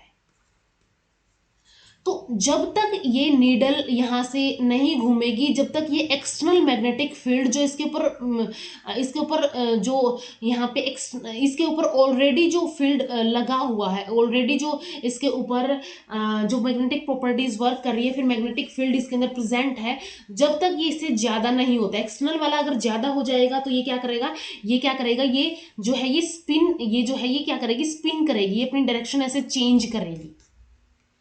तो इसके अलावा तो इसको हम कैसे हम क्या कर सकते हैं, इसको हम कंपेयर कर सकते हैं by comparing the nucleus. Nucleus भी क्या शो कर रहा है, टाइनी मैग्नेट की तरह एक्ट कर रहा है स्पिन की वजह से, ऐसे ही कंपास एक्ट करती है मैग्नेटिक एक्सटर्नल मैग्नेटिक फील्ड के अंदर। अब इसको और थोड़ा सा इलेबोरेट करें, अगर हम एक मोमेंट को इमेजिन करें कि that we were able to switch off the earth magnetic field. हमने क्या किया, अर्थ के मैग्नेटिक फील्ड को स्विच ऑफ कर दिया, बिल्कुल बंद कर दिया। कंपास नीडल जो कि मैग्नेटिक मटेरियल की ही बनी हुई है, अब ये क्या करेगी, ये रैंडमली किसी भी डायरेक्शन के अंदर पॉइंट करेगी। However, as soon as we switch the earth magnetic field, जो नीडल है वो north their lowest energy state के ऊपर वापस से आ जाएगी। If we wanted needle to point south, we would have to apply force या फिर एनर्जी। अगर हमें इस नॉर्थ से इसको साउथ तक लेके जाना, इस साइड तक इसको ऐसे घुमाना है, स्पिन करना है, तो इस कंडीशन के अंदर यहाँ पे क्या होगा, हमें जो फोर्स या फिर एनर्जी अप्लाई करनी है वो यहाँ पे क्या होगी, वो एक मतलब एक फोर्स या फिर एनर्जी से ज़्यादा अप्लाई करनी पड़ेगी। But after removal of external force, the needle would return to its lowest energy state। अब जैसे ही एक एक्सटर्नल फोर्स यहाँ से रिमूव होगा, जैसे कि हमने फोर्स लगा के ना इस नीडल को साउथ में कर दिया, इसका जो पॉइंट है इसको साउथ में हम ले आए हैं, लेकिन जैसे ही एक्सटर्नल फोर्स को हमने रिमूव किया, नीडल जो है इसकी लोएस्ट एनर्जी स्टेट यानी कि नॉर्थ, पॉइंटिंग नॉर्थ की तरफ ये क्या आ जाएगी, ये वापिस आ जाएगी। Now, hard it to turn the compass needle depend on how strong the magnetic field. अब ये जो है कितना हमने स्ट्रॉन्ग मैग्नेटिक फील्ड यूज किया यहाँ पे, इसके ऊपर डिपेंड करता है कि ये जो है टर्न कितनी होगी, and how well the needle is magnetized. If the needle is not magnetized at all, it is free to rotate. तो तब उस कंडीशन के अंदर ऐसा नहीं है कि ये नॉर्थ के अंदर ही जाएगी, तो उस कंडीशन के अंदर ये किसी भी डायरेक्शन के अंदर फ्रीली रोटेट कर सकती है। अब अगर हमने इसको क्या किया, अगर हमने इसको साउथ की तरफ हमने इसको पॉइंट कर दिया है, इस नीडल को का जो एंड है, लोअर एंड है ये वाला, इसको हमने साउथ की तरफ मोड़ दिया है। साउथ की तरफ कब मुड़ेगा, जब हम इसके ऊपर एक एक्सटर्नल फोर्स या फिर एक एक्सटर्नल एनर्जी को अप्लाई कर रहे हैं, एंड वो एनर्जी भी स्ट्रॉन्ग होगी जो ऑलरेडी इसके ऊपर फोर्स या फिर एनर्जी लगी हुई है। ठीक है, तो ये होता है यहाँ पे इस नीडल के केस में। तो ये भी क्या है, एक तरह से यहाँ पे जो जैसे कि न्यूक्लियस स्पिन करते हैं, जब यहाँ पे मैग्नेटिक फील्ड यहाँ पे बनता है, एक टाइनी मैग्नेट की तरह एक्ट करते हैं, तो ये नीडल के कंपैरिजन में ही होता है। अब जब कोई एक्सटर्नल मैग्नेटिक फील्ड अप्लाई किया जाएगा न्यूक्लियाई के ऊपर, अभी तो हमने मैग्नेटिक फील्ड जो है ये कंपास के अंदर देखा, अब अगर हम न्यूक्लियाई के ऊपर मैग्नेटिक एक एक्सटर्नल मैग्नेटिक फील्ड को अप्लाई करें, they can either align themselves parallel to the field, या तो ये क्या कर सकते हैं, या तो ये क्या कर लेंगे, पैरेलल जो भी अप्लाइड फील्ड है उसके पैरेलल खुद को अरेंज कर लेंगे। ये है डायरेक्शन ऑफ मैग्नेटिक फील्ड, तो इसके पैरेलल ही इन्होंने क्या कर लिया, इसको अरेंज कर लिया। And those nuclei with the parallel to the magnetic field and which would be the lowest energy state, or they can align themselves anti-parallel to the field which is higher energy state. या तो ये इसको जो है ये parallel जो है applied field के पैरेलल अरेंज हो सकते हैं, अलाइन हो सकते हैं, या तो ये क्या हो सकते हैं, एंटी पैरेलल अलाइन हो सकते हैं, यानी कि मैग्नेटिक फील्ड की डायरेक्शन ये है एंड ये इस साइड अलाइन हो गई है। Magnetic pole of the magnetic with spin plus are oriented parallel, ठीक है, ये प्लस जो वाला है ये क्या है, पैरेलल ओरिएंटेड हुआ है to the applied help, and those of the nuclei with minus half और oriented anti parallel to the applied field.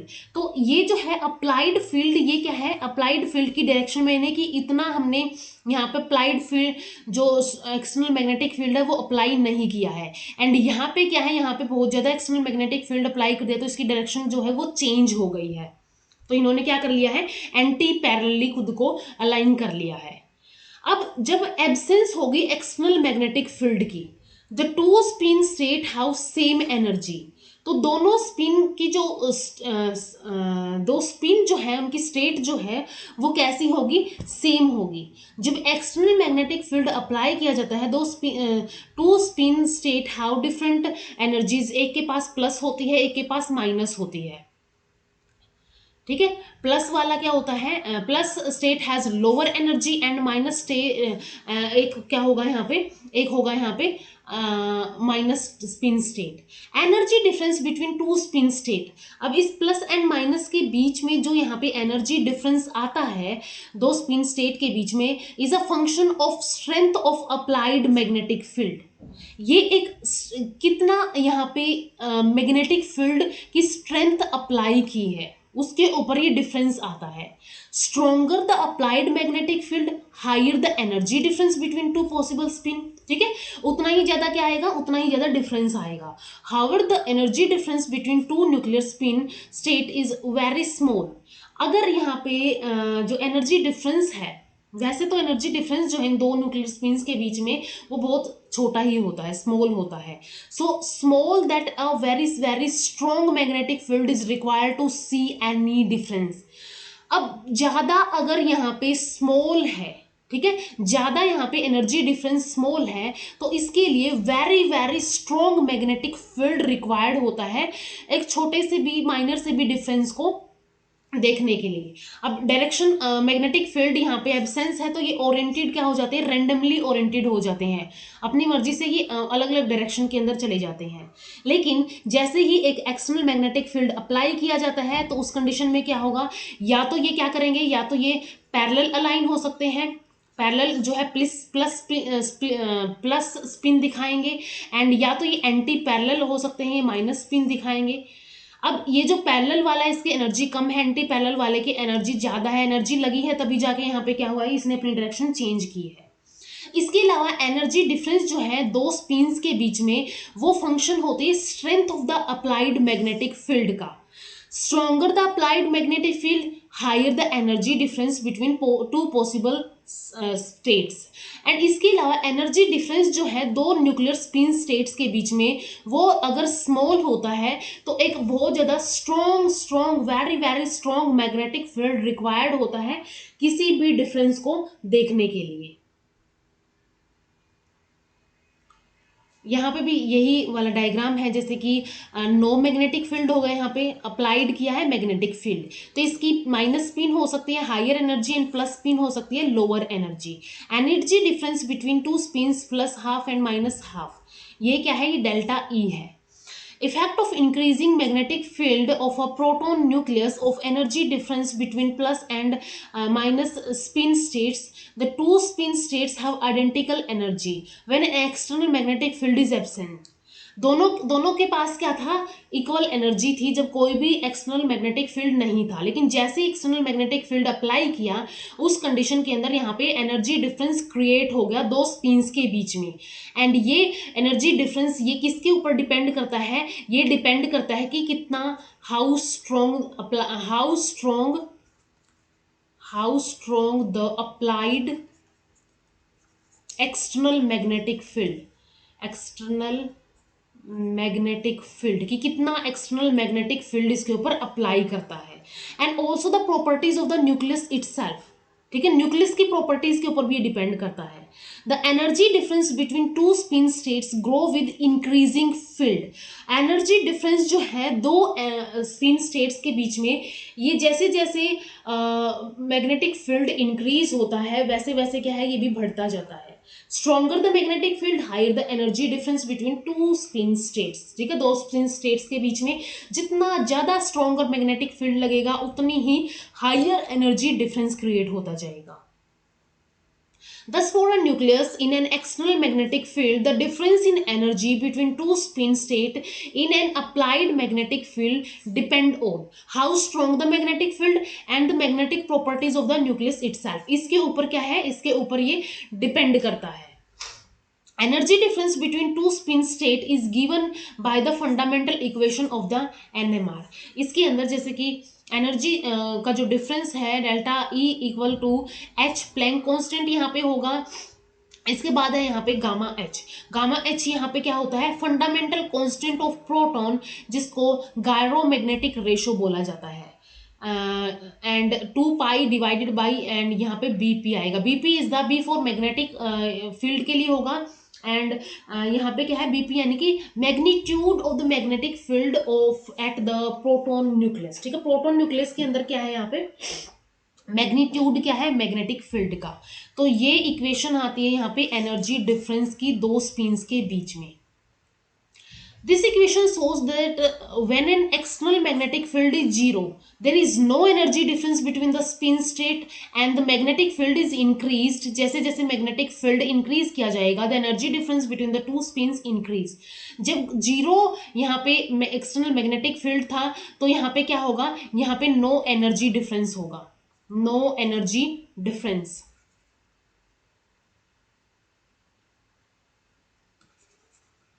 लेकिन जैसे ही एक्सटर्नल मैग्नेटिक फील्ड अप्लाई किया, ठीक है, जैसे एक्सटर्नल मैग्नेटिक फील्ड अप्लाई किया, बढ़ाया, और ये जो दो स्पिन स्टेट्स के बीच का जो डिफरेंस है, ठीक है, एनर्जी डिफरेंस है, वो भी क्या हो गया, वो भी इंक्रीज हो गया है। तो ये होता है एनएमआर के इक्वेशन जो है उसके रिजल्ट के केस में।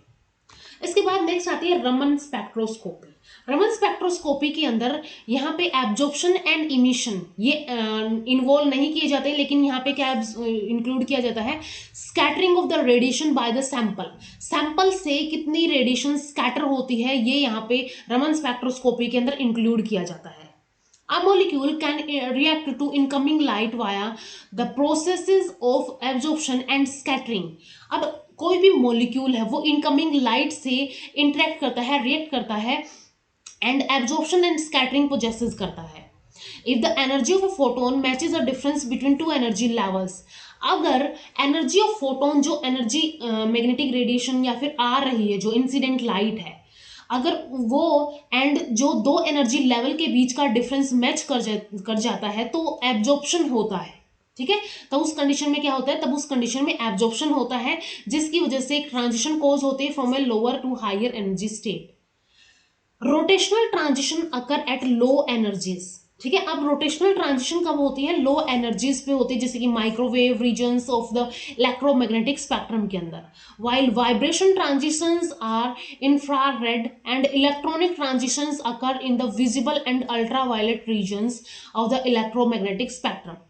रोटेशनल होगी जब एनर्जी लो होगी, यानी कि माइक्रोवेव रीजन की जब होगी, वाइब्रेशनल जब होगी जब इंफ्रारेड की होगी, एंड विजिबल एंड यूवी जब होगी जब इलेक्ट्रोमैग्नेटिक स्पेक्ट्रम के अंदर विजिबल, इलेक्ट्रॉनिक कब होगी जब visible and ultraviolet regions की इलेक्ट्रोमैग्नेटिक स्पेक्ट्रम एब्जॉर्ब की जाएगी। Raman spectroscopy is based on the inelastic scattering of the light. ठीक है, अब लाइट की जो है elastic and inelastic scattering होती है, तो जो इन इलास्टिक स्कैटरिंग होती है उसके ऊपर बेस्ड होती है Raman spectroscopy. Inelastic scattering means that light is scattered at frequency that differ from the incident light. Inelastic scattering का मतलब होता है लाइट जो है वो क्या कर रही है, स्कैटर करती है at frequencies that differ from the incident light. Incident light से जो फ्रीक्वेंसीज अगर डिफर कर रही है यहाँ पे, ठीक है, ये क्या होता है, इसका मतलब light is scattered at the frequencies that differ from the incident light. तो ये जो लाइट है स्कैटर्ड की फ्रीक्वेंसीज अलग अलग इनकी फ्रीक्वेंसी होगी, ये इंसिडेंट लाइट की फ्रीक्वेंसी से डिफर करती है।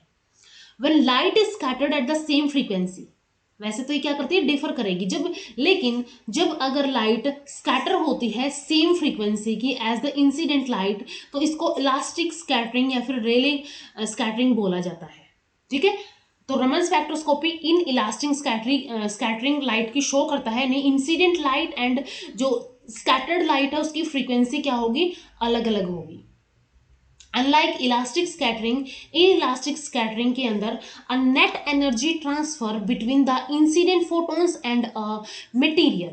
यहाँ पे क्या होता है, एक नेट एनर्जी ट्रांसफर होता है between incident photon and material के बीच में। रमन स्कैटरिंग एक इन इलास्टिक प्रोसेस का ही एग्जाम्पल है। तो इसके अंदर हम देखें एनर्जी लेवल डायग्राम है रमन स्पेक्ट्रोस्कोपी के अंदर। ये जो है ये हमने देखा था कि अगर यहाँ पे ग्राउंड एंड वर्चुअल ये स्टेट हो गई, यानी कि यहाँ पे अगर हम बात करें incident light and scattered light, अगर उनकी फ्रीक्वेंसी मैच करती है तो इसको रेले स्कैटरिंग बोलते हैं। अगर यहाँ पे इनकी फ्रीक्वेंसीज मैच नहीं करती तो उसको रमन स्पेक्ट्रोस्कोपी या फिर इनइलास्टिक स्कैटरिंग बोलते हैं लाइट की, जो कि स्ट्रोक हो सकती है या फिर एंटी स्ट्रोक हो सकती है। ठीक है, और ये वाइब्रेशनल एनर्जी स्टेट्स हैं, ये एक्साइटेड इलेक्ट्रॉनिक स्टेट्स हैं। अब ये जो स्ट्रोक है एंड एंटी स्ट्रोक है ये भी हम डिस्कस करेंगे। तो एनर्जी जो है, change in the energy of the scattered photon correspond exactly to the photon energy. जो एनर्जी है स्कैटर्ड फोटोन की वो कैसे चेंज होती है, वो फोटोन की एनर्जी जैसे चेंज होती है वैसे ही होती है। तो स्कैटर्ड जो एनर्जी है स्कैटर्ड फोटोन की, उसकी वेवलेंथ लॉन्गर हो सकती है या तो शॉर्टर हो सकती है। लॉन्गर वेवलेंथ अगर होगी तो उसको स्ट्रोक रमन स्कैटरिंग बोलते हैं, एंड अगर शॉर्टर होगी तो एंटी स्ट्रोक रमन स्कैटरिंग बोलते हैं। लॉन्गर स्ट्रोक रमन स्कैटरिंग के अंदर क्या होगा, यानी इसकी हम बात करें यहाँ पे स्ट्रोक वाले किसकी, तो इसके अंदर energy of the scattered radiation is less than the radiation incident radiation.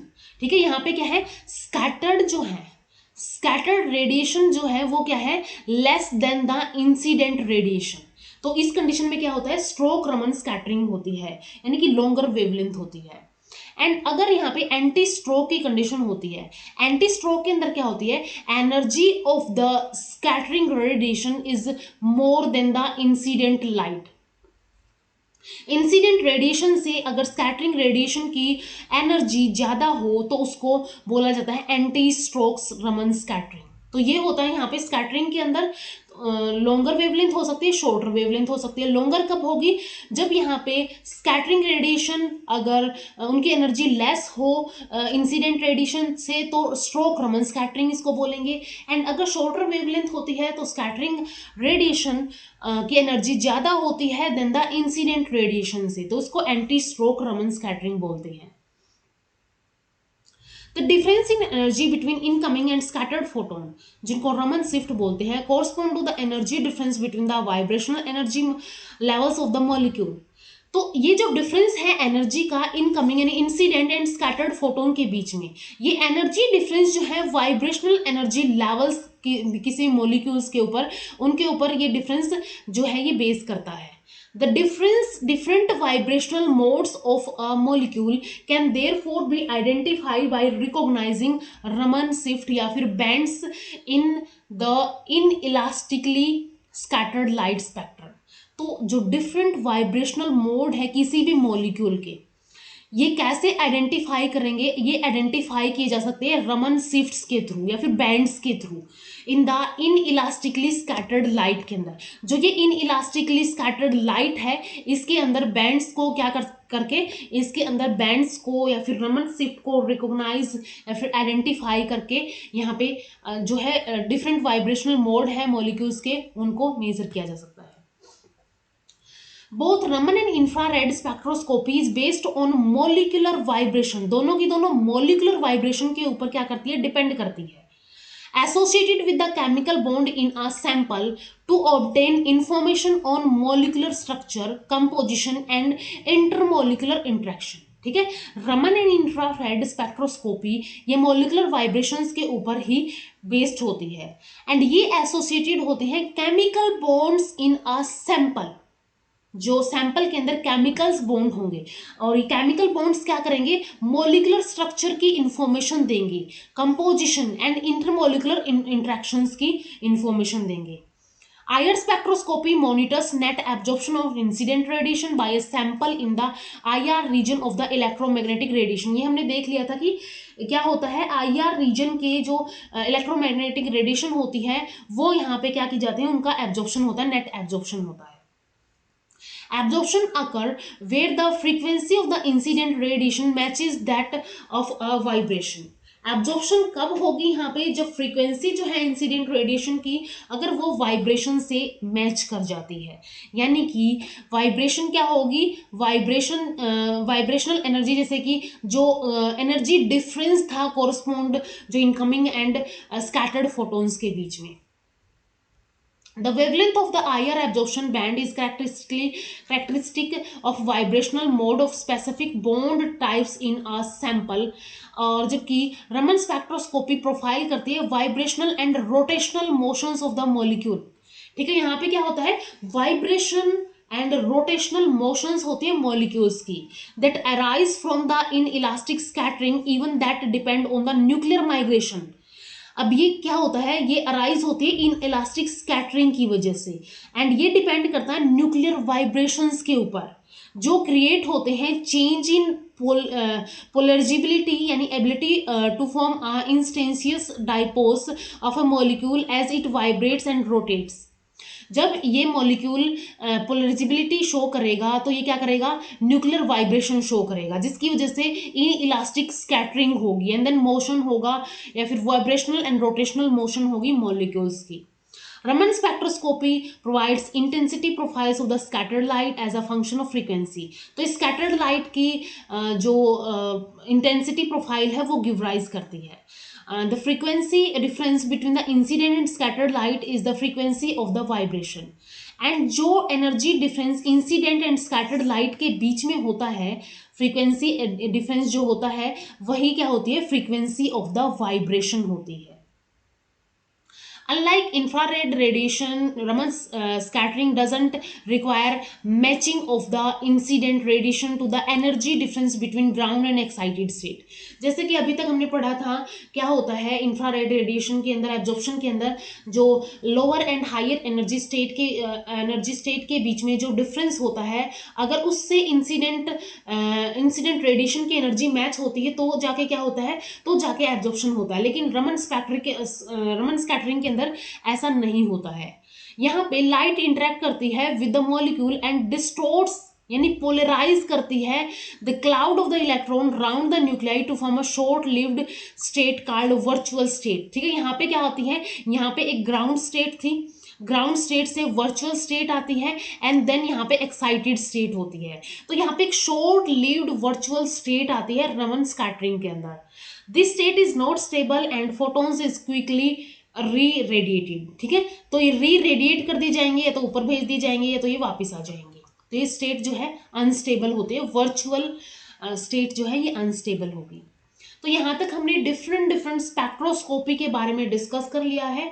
Next video में डिस्कस करेंगे सेंट्रीफ्यूगेशन के बारे में। तो मिलते हैं नेक्स्ट वीडियो के अंदर। इस वीडियो में इतना ही। वीडियो अगर हेल्पफुल लगी हो तो लाइक कीजिए, शेयर कीजिए अपने फ्रेंड्स के साथ, इन चैनल को सब्सक्राइब कर लीजिए। Thank you so much.